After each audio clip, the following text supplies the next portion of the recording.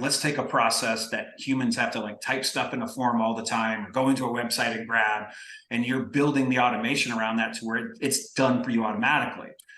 We worked with a major pharmaceutical company and did a project, and essentially the results of that project blew them away. Like every time that we went and grabbed the data and brought it in, it was 100% accurate, where previously they had like 50 to 60% accuracy of their data.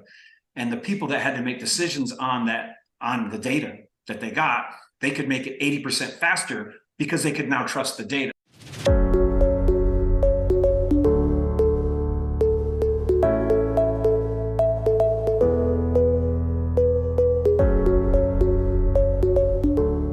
Welcome, everyone, to the Tech Business Roundtable podcast show. This is a podcast show dedicated to shining a light on the entrepreneurs, founders, and the compelling narratives behind the movements they've established. I'm your host, Ryan Davies, and I'm hosting today's discussion on unraveling the secrets of AI-driven customer experience and success with Daniel Sloan. Daniel, thank you so much for being here. Ryan, I love talking about AI and frontier technology. So yes, I'm just excited to be here. I love talking about this stuff. I think this is going to be great for our listeners. Daniel is a wealth of information, and you are going to get a ton out of this episode. I can tell already just from our pre-conversation, his bio, his background, everything he's bringing to us.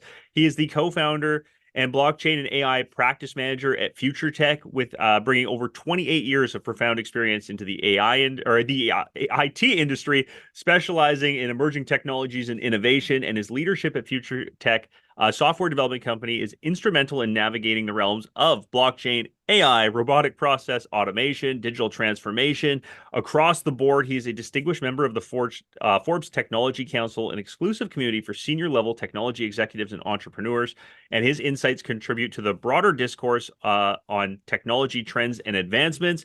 He has a very clear mission, and that's to build and invest in Web3 software that will shape the future of digital economy, reflecting his commitment to driving innovation and transforming in the ever-evolving tech landscape.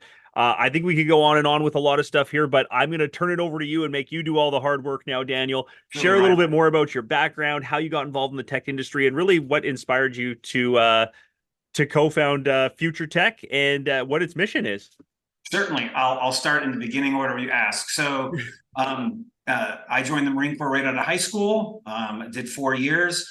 And so afterwards, I kind of came home and was trying to figure out what I wanted to do, and got an opportunity to go down to Boston with a friend of mine. And long story short, I ended up in a really job that I had no experience in. It was a call center manager job, but basically it was around the holidays. You remember like the HP, everybody buys a computer and they got to call in. So this is 1995, by the way.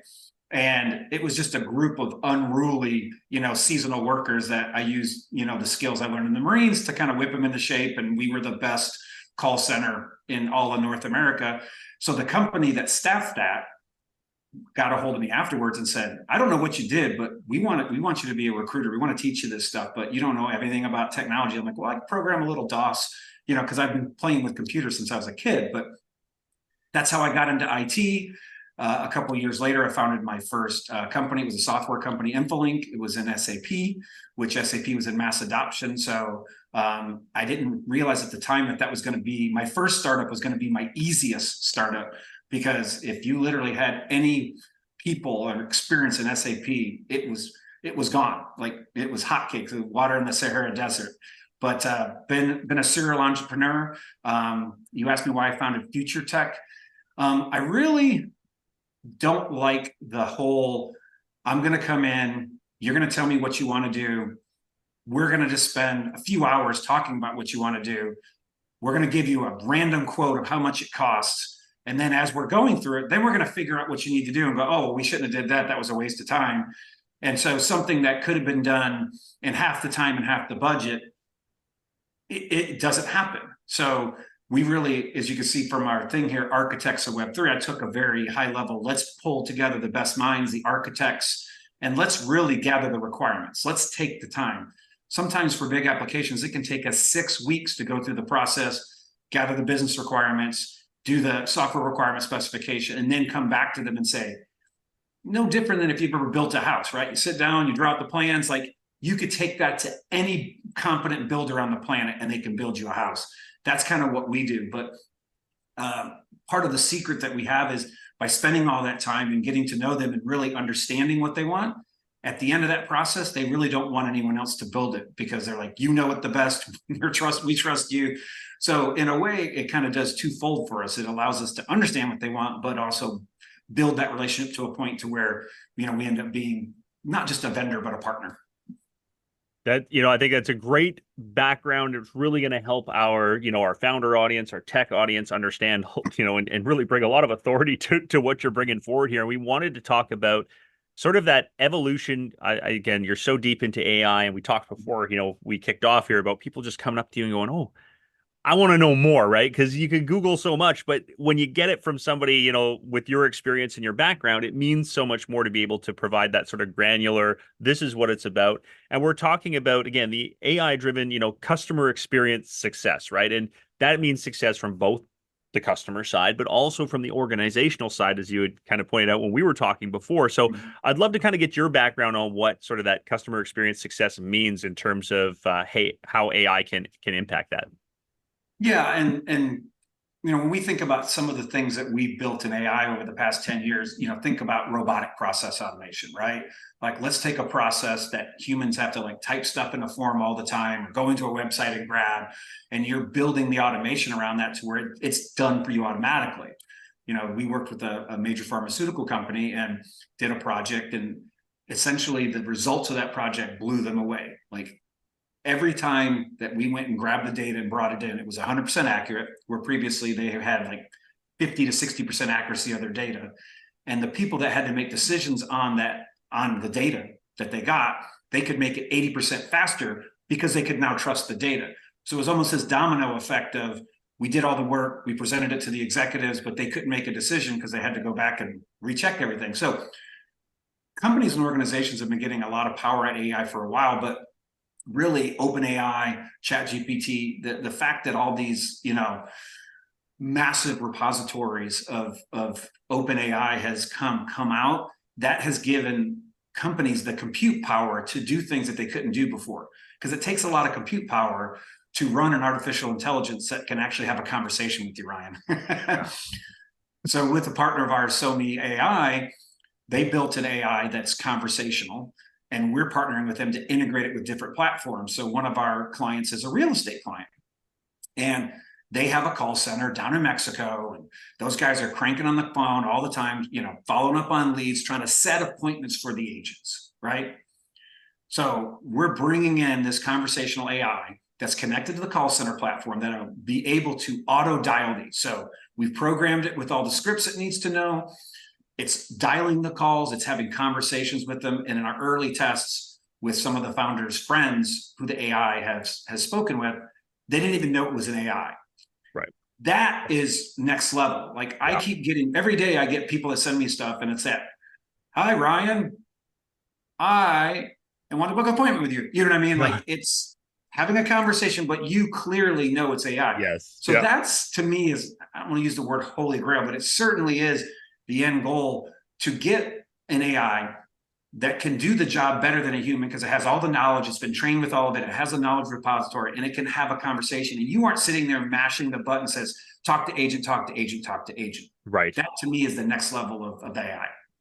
And I think, with that comes obviously a lot of challenges and things along those lines. And as you mentioned, you're trying to implement this into your sales processes, into your follow-up processes, into things like that. How are you helping, and what do you see from these challenges that businesses commonly face in the implementation, or even, like you said, the identification stage? And is there a lot of resistance or skepticism that people have towards this? Well, again, my sales team is human, and that's, people buy from humans because they're emotional, and that sort of, do you hear that a lot? And is there, like you said, the technology is evolving to where it's being successful? Yeah. So one of the AI that we have used, that we're using as our core AI, is it's actually a clone of a real person, Victoria Jensk. She's a top model. She's got about 1.5 million people on Instagram. She speaks on stage with Tony Robbins. I mean, she's a prominent person, and she wanted this AI built because she had her fans that wanted to interact with her. And she's like, well, I can't talk to everybody. And so we built, and it was about 3 months of deep learning and putting all of her stories and doing everything there. And so once we built that for her and got that for her, we really liked her voice. She's got this British voice, right? And not only she's very pretty, so we're like, we're gonna license her name, image, and likeness, right? We're gonna buy her NIL, which we did. So like, this is our base AI. So once we had our NIL and we could do what we wanted with it, we started playing around. And I don't know if I shared the recording of a conversation that Chris, who's the CEO of Sony, had, but he just wanted to play an ad hoc role play with her and just have her play a real estate agent that was calling him as a for sale by owner, right? And convincing him to have a conversation. And it's about a 3-minute thing. Do we have enough time? Do you want to listen to that? I mean, that's pretty amazing. Yeah, if you've got that queued up, I would love I've to got it queued love up. to have that. Let's do that. All right, so let's go ahead and I could share my screen so you could see the if you have that ability. Yeah, absolutely. Yeah. Okay, let's do this. Let's share screen. Here we go. Sorry, cancel. All right, here we go. You should see it in a second. All right, see my screen? We got it. All right, cranking it up so you guys can hear it. Good afternoon, may I speak with Christopher? Hi, this is Christopher. Hi, Christopher, this is Victoria. I'm a representative from WMH Home Services. I noticed your property is listed as for sale by owner. It looks like a gorgeous home. Have you had a lot of interest so far? Hi, Victoria. Yeah, I appreciate that. We've had some inquiries, but nothing really concrete yet. I listed the home for sale by owner because I didn't want to have any realtor fees. So I'm not really looking to list with a realtor at this time, but I appreciate the call.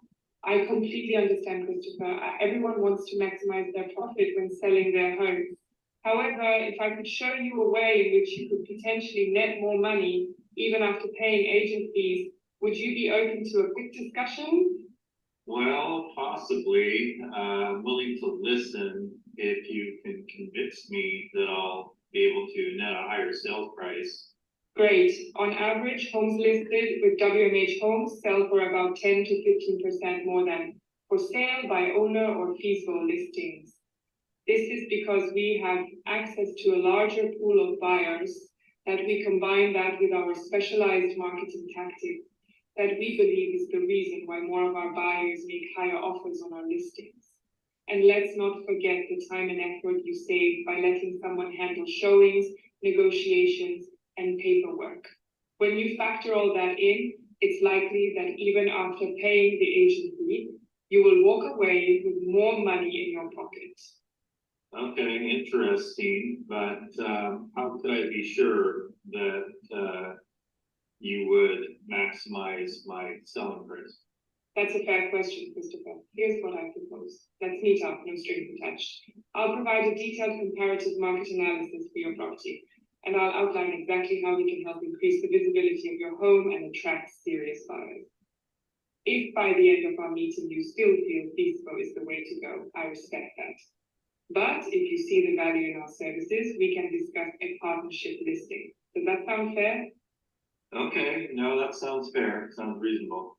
Fantastic. I appreciate your openness, Christopher. I'm free next week with Tuesday or Thursday. So the next, 30 seconds is just her scheduling that call. And so the reason I like, and this was about 4 months ago, right?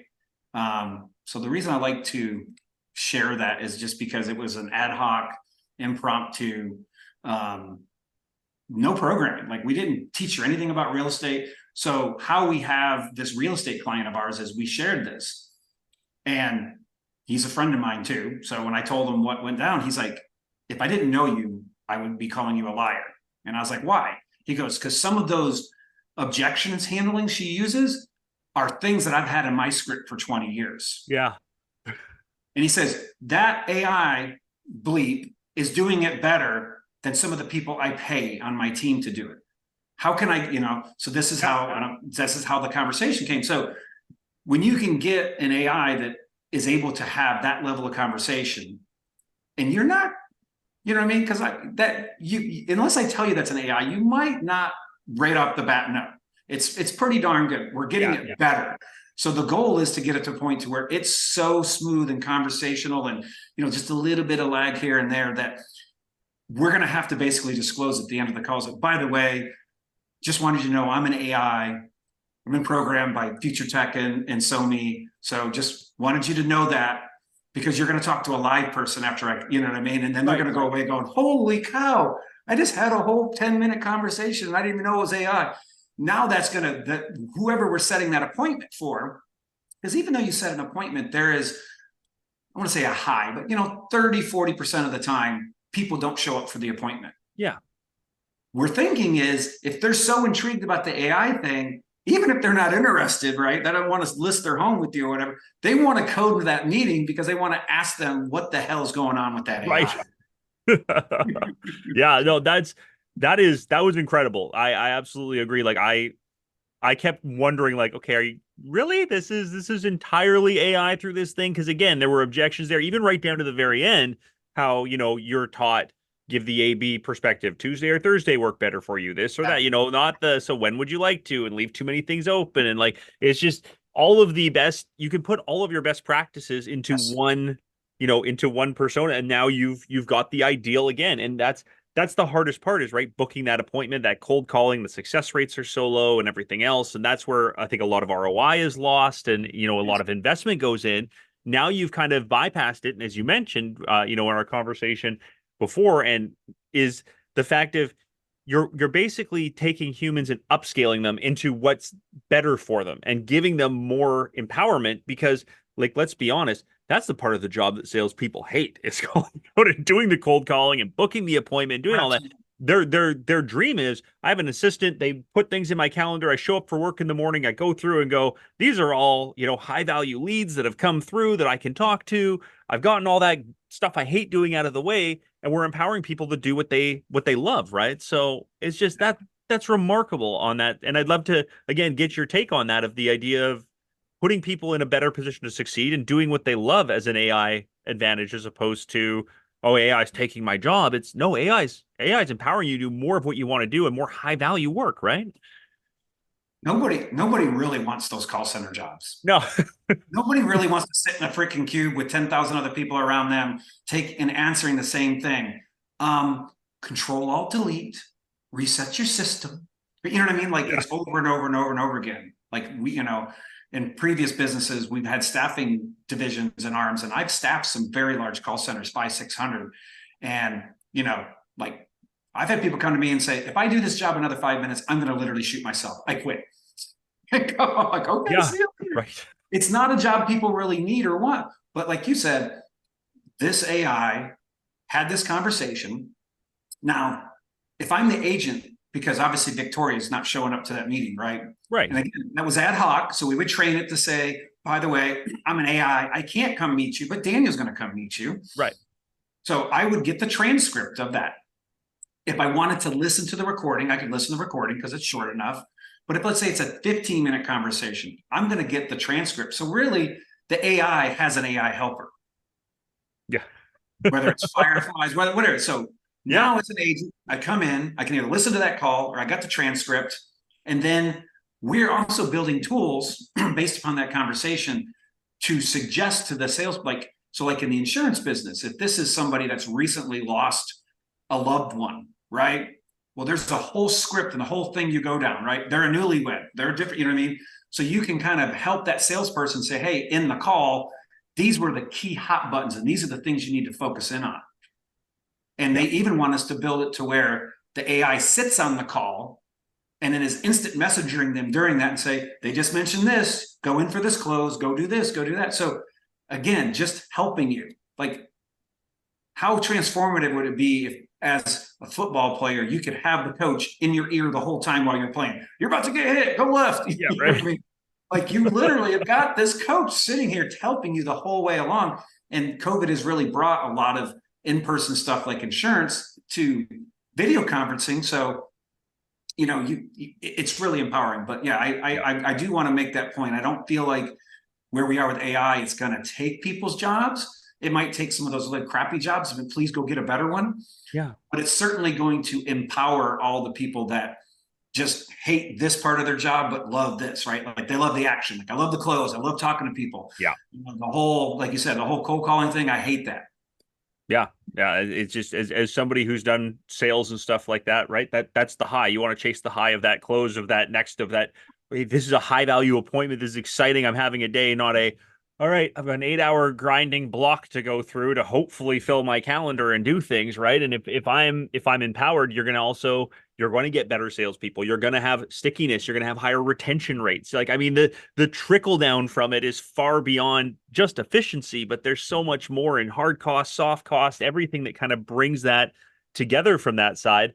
I want to bring it up because, I think this is the AI question. I guess we've already talked about a little bit about like you said, job replacement, not necessarily. It's upskilling, it's changing, but like the security and the ethics behind it, right? And you mentioned, AI processing huge amounts of data. Some of that can even be sensitive data. From her, it's personalized data, it's personalized conversations, things along that. So how do you prioritize data security, ethical considerations in this kind of automation, sales automation space specifically, and ensure the responsible and ethical use of the sales process?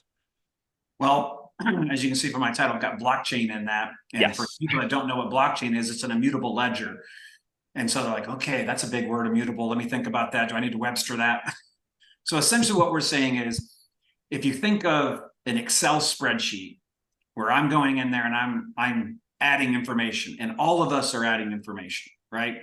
I could go in there and delete that information, and I could make it to where you wouldn't know that I deleted it, right? With blockchain technology, if I put information in there, it's almost like chiseling it on a piece of rock.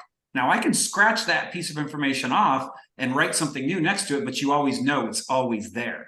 So you always know who went in there, who accessed it. So putting all the information and using, distributed ledger technology, which is another way of describing, blockchain distributed ledger technology, very, very similar. That allows us to say, from every point of when your data came in, who accessed it, what was done with it, there's an immutable record of everything. So even especially highly regulated industries like insurance, we were actually talking about building a regulatory node, which is essentially we dump every bit of information that's required by the regulator to be reviewed into its own separate server that they have access to. Because typically they have to come in and they got to audit, you know what I mean? Like it's a physical audit. So we're saying, here, you can have the electronic version of all of our data at any time you want to look at it.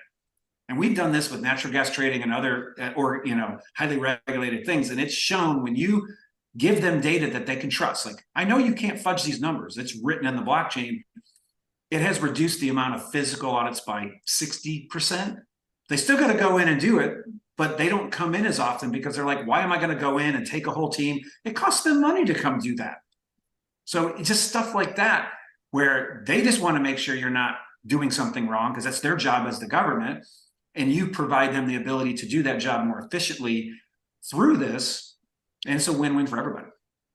I mean, it's just, that's so, I love that idea again, like that everything is going to be identifiable, IP is protected, like, and our likeness again, I've been through this. I could host this podcast. Someone could take this podcast. They can translate into other languages. They can do whatever they want with it. And I don't have anything if I can't claim any IP to it from that sense, right? So no matter what it is, we're talking about security and ethics and how it's done, and being able to connect those two things together is phenomenal. I want to talk a little bit again about, the adaptation to changes in the business environment, scalability with this, and really, have you seen, again, how that has come into place? Because I know there's got to be a lot of hurdles and integrations and, okay, I don't know where to start.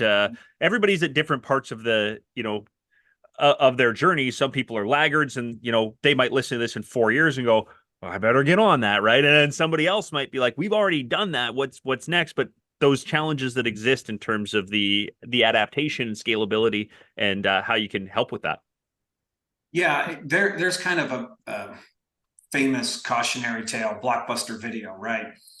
And the CEO gets on some kind of interview and basically talking about how he's not worried about Netflix and how people love to go to his store and walk around and buy candy and all that kind of stuff. And, Blockbuster goes from a Fortune 500 company to bankrupt. Yep. Because they didn't adapt in time, because there was a technology evolution, whatever you want to call it, happening right around then, which enabled Netflix and all these things to happen. And they were very resistant to that change. And there's lots of other companies. I mean, mammoth companies like MCI and WorldCom that didn't adapt. Like, okay, you can't just be selling, long distance anymore. That's kind of going away. There's a, so it's interesting with AI because it's even more important now, because I'll give you an example. I'm sitting down with the group that does these kind of ERC, like you get your grants from the government kind of thing, and you got to apply for it. And it's a lot of paperwork and it's a lot of BS. And there's some big companies that have massive people that they're paying to do it. Well, we're going to use AI to automate that process and do all that stuff. And so their 10-person team, they think is going to be able to do the work of about 50 people. So like, we can charge less. Like we could go in and basically say, we will take less. They're winning about 15% more business now, because they've literally said, oh, by the way, your stuff isn't going to get rejected because of errors, because we have AI double checking everything. So not only are we charging less, so they're being very transparent about saying, Ryan, here's why I can do this cheaper. Here's why I can do it better. And oh, by the way, I'm a small business, and if you could take care of me, I would appreciate that. And they're like, oh, yeah. So they're competing with big companies that are throwing bodies at it, trying to do some tech. And it kind of blew me away. I was like, this could be really the way of the future of how smaller companies are able to get really good body shots at some of the bigger companies. Because if these guys are moving slow and these guys come in and bring in AI tools, and all of a sudden they don't need 1,000 people in a call center, they need 100 people, right? They don't need as many people doing this data entry. They got AI. If AI is empowering and making all of their people like the the Justice League, the meta-humans, right? Yeah. I used to be human, but now with AI, I'm a meta-human. I can breathe underwater. I'm Aquaman. How powerful is that going to be? Because I know as an entrepreneur, I'm, been doing what I'm doing a long time, very efficient, but I still sometimes got to stop and do stuff. And to be able to get into and use my GPT and go boom, boom, boom. And I'm working on a prop tech project right now where I'm one of the co-founders in, and we're doing a business plan. And my partner in that, Brian's like, how the hell are you getting this stuff done so fast? And I'm like, you can't have AI in your title and not be using AI tools, man. It's like a chef that doesn't eat his own food, buddy. And so it's like, okay. Because, he's deep into real estate. He's been doing that 20 years. 30 years. He knows that, but he doesn't know tech. So he's been really enjoying our partnership because we're kind of showing, hey, we're going to do it this way and do it that way. But he's like, man, if I had this, I could, because he gets so many deals that come to him, right? He goes, I get literally hundreds of deals. How do I analyze them all? So I'm like, well, we could run them through it. So now he's starting to think, he's like, holy cow, I could do 10, 20 more deals a year if I could vet them. Because I've got people that say, if you find these deals with this internal rate of return and with this ROI and all that, I'll put money into them. But it takes him and his team so long to get to that. So you see how just this efficiency that's going to happen. And it's exciting to me because I'm not super pro big box, big companies. I work with them, I like working with them, but I'm kind of the underdog. I'm rooting for the smaller guys. So I like to see the smaller and the mid cap companies come in and be able to compete head to head with them. Yeah, I think it's just so, like you said, it's so revolutionary. It's becoming a story of adaptability and things like that. And like you said, it's if you were to interview someone and say, if I could hire somebody for you to take something off of your plate so that you'd be more productive, close more deals or whatever, they'd be like, yeah, sure. What does that salary cost? Who is this person, right? It's not. It's an instantaneous result that you can get from it too, and you can do it all right. So it just becomes that, that understanding and that it's out there. You can do it, right? And it's really changing how, sales processes and everything is done. Yeah. The best prepared founded companies for this, do they have a commonality between them? Is there something where you look at someone and go, okay, you're setting yourself up for success because anything from that standpoint? Well, I think when you can focus in, probably all seen the movie Jerry Maguire, give your customer more attention. Like, what do you need? How can I help you? Right?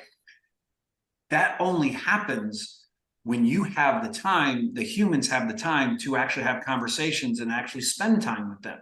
So if I've got all these software tools that are making what I'm doing for you, Ryan, so you've hired me to do this job for you. Yeah. We're kicking ass and we're taking names and we're getting it done. And my guy isn't running around doing all these things. Like, and he's spending more, like, how can we help you? What are your other problem areas? And then you're like, you just became my partner. Like, you're not just a vendor to me anymore. I'm like, you're constantly asking me what you need. I think that to me is something where, and quite frankly, the sanity of humans being able to like take time and go watch their kids' baseball game, right? Like, you're working so many hours in a day. If AI can come in and take off 4 hours out of your day that you're doing stupid stuff that you hated anyways, and now maybe you don't work those extra 4 hours, you take them and you relax and you enjoy life. Burnout is such a massive thing, because especially we're talking about sales automation. Salespeople today don't want to take a vacation. I know this because we interviewed a bunch of them in the insurance business, because they're like, when I come back, it takes me so long to get my pipeline full. Right. So I didn't make any money while I was on vacation. It took me 3 weeks to get my things back up so I can start making money. It's like 5 weeks of not making money, 4 weeks. So for them to take a vacation, they have to forego a month's worth of income. But if we're like, if AI could be keeping all your people, all the new people that are coming, you know what I mean? Like, and you come back and you got a full slate of stuff to do. And they're like, I would kiss you. I'm like, okay, no kissing, but you know what I mean? Like, that is blowing their mind. I'm like, really?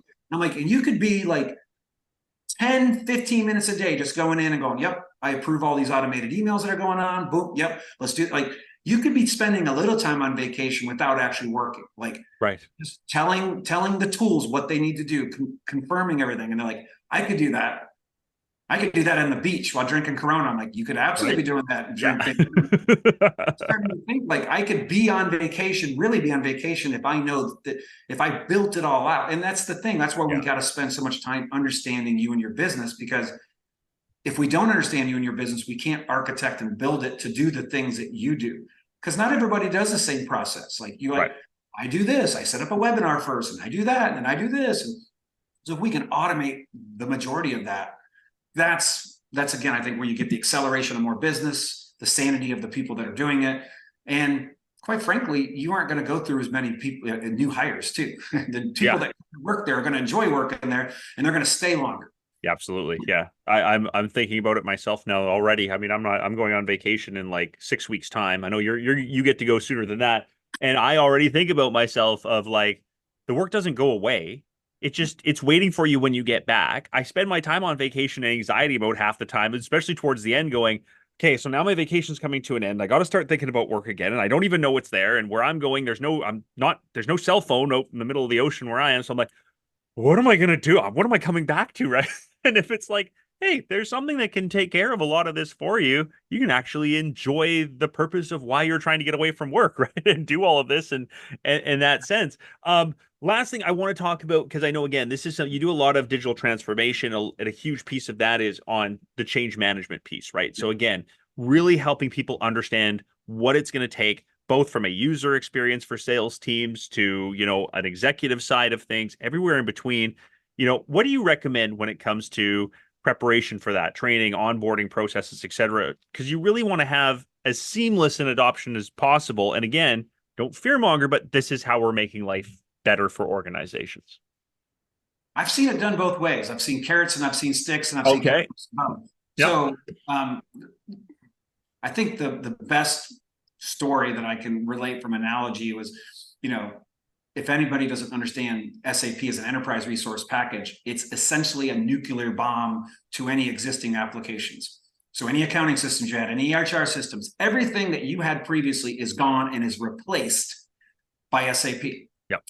And back in '99, when Shell did theirs, there were some very old legacy systems that the people that were using them didn't want to get rid of, and this and that. And they kept trying to incentivize them and this and that. And finally, the CEO just came out and said, we've spent hundreds of millions of dollars on this. They're bringing in change management consultants. The consultants will come back saying the same thing. I can tell them what they need to do. They're just not going to do it. They ended up firing a lot of people because the CEO said, either you get on board and you use this or you're done. I don't care how long you've been here. Yep. A few people got fired and everyone's like, well, guess he's serious. We got to do it. And that's unfortunate, but I'd say the vast majority of the people, through the incentives, like if you take this training and you do this, like you get some paid time off, or they do the grading of your bonuses. Like if you're proficient in SAP, then you're getting 100% of your bonus, not 80%. So you can factor those things in. I think AI is a lot differently because it's so fun. Mhm. And you can actually, I mean, people that actually take the time, because, you know, Chat GPT is not the easiest thing to use, right? People get, you know, like, oh, I asked it the wrong question, or the model broke. I mean, it's kind of like early days of the internet, right? Yeah. But once we get more of that adoption, but once it starts, you get it and you understand it and you use it and you're like, holy cow, like this is so fun. So I feel like the reason this is going so fast is because people aren't really resisting it. They're like, why would I use an axe to chop down a tree? You just handed me a chainsaw, Daniel. Like, Yeah. holy cow, I can get 3 times the amount of trees cut down in a day. I mean, that is pretty transformative. That's kind of where AI is coming in. They've already had studies, 40 to 50% individual efficiency. Like it can make you 50% more efficient as your job. Yeah. Just mind blowing. Yeah, it's amazing. Yeah. Three times as many trees, and I won't be a sore tomorrow. So that's also a positive, right? So it's You are on a chainsaw. I mean, it's fun. I mean, exactly. Plus, I you're get to having do fun that. doing your job. It's not like, I gotta just keep hacking away and I gotta, you know what I mean? Like some things are just fun to do. Yeah, exactly. I love that. That's an unbelievable analogy. I think, you know, that could be a good place for kind of for us to start to wrap up here. So a couple little things at the end. I always like to say, you know, for business leaders to kind of what key takeaway would you say, you know, looking to leverage AI automation, sales automation, customer experience automation, key takeaway would your for the audience to remember from our conversation here? Um, if you're trying to find, you know, it's like anything that's brand new, in demand, not a lot, you know, like it's going to cost you money, Yeah. right? And you're going to be like, holy cow. But when you look at the value that it's going to bring, and a lot of the bigger companies, they're like, I don't care what it costs. I know this is going to, I mean, it's having such a massive impact. And again, I keep coming back to SAP because that's the only thing I can think of in my 28-year career that companies saw that and didn't care what the price tag was. They're like, we have to do this to be competitive. Shell said Exxon's doing it. I can't let Exxon get a competitive advantage. And they were just doing it because they knew that the value was there, even though it was costing them a lot of money. And over this period of time, it has proven all of those companies wise because they've gotten their money back tenfold because of the efficiency.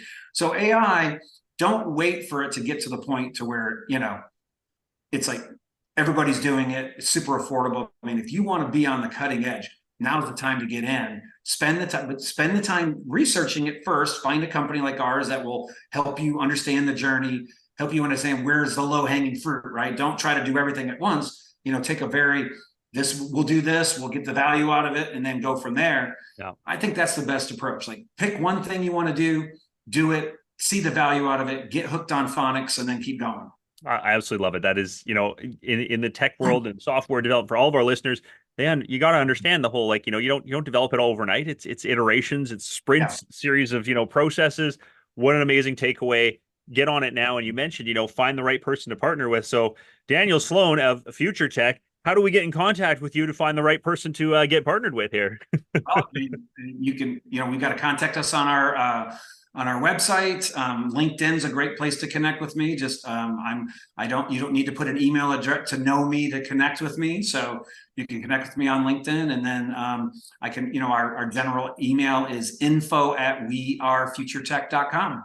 There it is. So for our listeners, again, I think an unbelievable wealth of information here, some amazing points, no matter where you are in that journey, whether you're, you know, looking to upscale what you've already got, or you're, okay, it's time to put a toe in the water and start to figure out why I'm not, why I'm not keeping up with the Joneses, sort of a thing. You know, I don't want to become a blockbuster. Let's figure this out. Even from the founder stage, I'm brand new, but I could go obsolete so quickly if I'm not part of it. So wearefuturetech.com is the website. Daniel Sloan, CEO, co-founder there.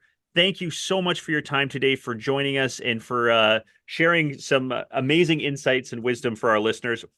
Greatly appreciate it. I personally incredibly appreciate your time. Thank you so much. Fun, Ryan. Thanks for having me. Thank you. So with that, we can wrap up our podcast today with Daniel Sloan on unraveling the secrets of AI-driven customer experience success. And also, I want to thank our listeners as always. We can't do what we do without you. So until we meet again with another amazing TBR episode, I'm your host, Ryan Davies.